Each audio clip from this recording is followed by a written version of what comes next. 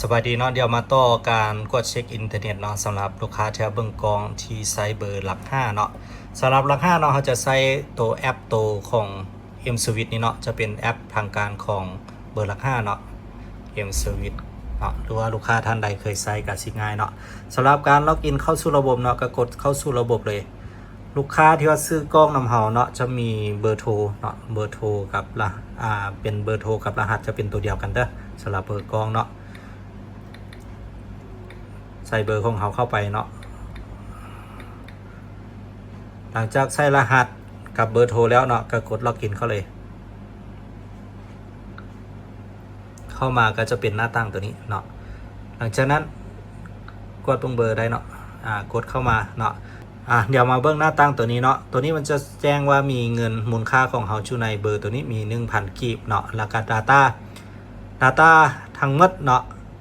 นำใช้แล้ว500 เมกเนาะมีทั้งหมดก็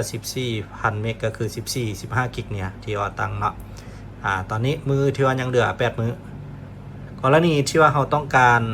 ตั้งแพ็กเกจเนาะแพ็กเกจจะอยู่รูปนี้เนาะรายการแพ็กเกจมาเลือกเบื้องแพ็กเกจก่อนก็ได้เนาะตัวเบอร์ราคาแนะนำตั้งตัว30,000 กิกนี่ก่อนก็ได้เนาะ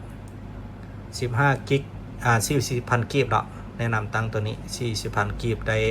ระยะเวลา30มื้อคันว่าเบิดแล้วเราจะค่อยอัพก่อนเนาะการที่จะตั้งแพ็กเกจตัวนี้ได้เราก็คือต้องมีเงินก่อนเนาะต้องมาตึ้มเงินเข้าเบอร์โทรตัวนี้ก่อนเนาะเบอร์โทรของเรานี่โอนจาก BCL โอนจากแอปธนาคารใดก็ได้เนาะที่ว่าเราสะดวกเนาะตึ้มเงินเข้ามาหรือว่าแพลตฟอร์มตัวใดก็ได้เนาะในการตึ้มเงินเพื่อให้มันมียอดเงินหลังจากมียอดเงินแล้วก็มากดแพ็กเกจเนาะแล้วก็มากดสมัครเลยเนาะสมมุติเช่าตัวนี้เนาะมันก็จะแจ้งรายละเอียดเนาะว่าได้อินเทอร์เน็ตเท่าใดเนาะจำนวนมื้อเท่าใดหลังจากนั้นก็คือคอนเฟิร์มเนาะตอนนี้เงินของเราบ่เพียงพอประมาณนี้เด้อเนาะสำ